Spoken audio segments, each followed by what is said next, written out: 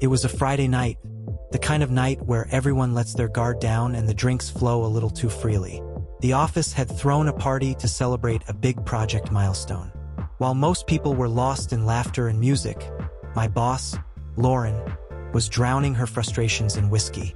She was usually the composed, confident CEO everyone respected, but tonight, she was different, vulnerable, distant, and lost in her own emotions. As the night wore on, her speech began to slur, and her eyes grew unfocused. It was clear she wasn't in the mood to celebrate anymore. First, I tried to avoid her, but when I saw her stumbling in the hallway, I couldn't ignore it. She stood near the elevator, swaying slightly, like she might fall at any moment. Without thinking, I walked over and gently offered my arm. "Hey, Lauren, let me help you get home," I said, trying to sound casual. But deep down, I knew this night wasn't just about alcohol. She looked at me through blurry eyes and nodded slowly, as if trying to process my words. I offered my shoulder, and she leaned against me, her weight heavy, unsteady. As we made our way to the parking lot, she leaned closer. Her breath was warm against my ear. "Thank you for this," she whispered. I wasn't sure what she meant. The drive to her apartment was quiet, just the soft hum of the car and her occasional sighs. I kept my eyes on the road, trying to stay professional, but something between us had shifted.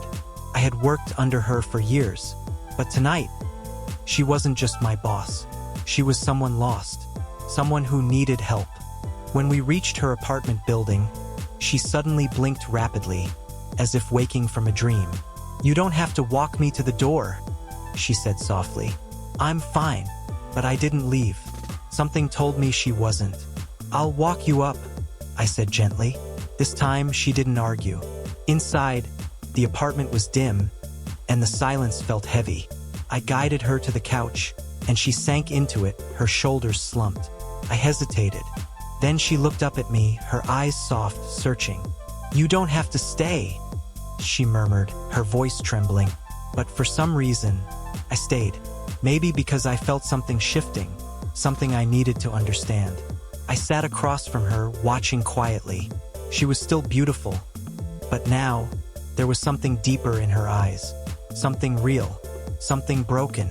After a long silence, she finally spoke. "I'm not who everyone thinks I am." I didn't know what to say. She had always seemed perfect, strong, in control. "What do you mean?" I asked softly. She took a shaky breath, her hands trembling in her lap. "I've been pretending for so long, pretending to be the strong leader everyone needs. But the truth is," her voice cracked, "I'm scared. Scared I'm not enough. Scared I'll fail everyone." Tears filled her eyes, and in that moment, my heart ached. This wasn't the CEO I knew. This was a human being, vulnerable, overwhelmed, real. I didn't know the perfect words, but I knew one thing. She wasn't alone.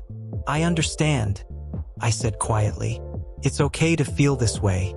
It's okay to be scared. But you're not alone." She looked at me, her gaze intense. "You don't know what it's like, do you?" There was bitterness in her voice, but also pain. "No," I admitted honestly. "I don't. But I'm here for you. I'll always listen." She fell silent, thinking. Then, after what felt like forever, she looked up again and whispered, "Thank you for seeing me as more than just a boss, for seeing me as a person." Her words stayed with me long after I left that night. The next morning, she was back to her usual confident self. But something had changed, something lighter, and I'll never forget the way she looked at me that night, or the way she said, "Thank you for seeing me," because sometimes, all it takes is one person to remind someone else that they matter.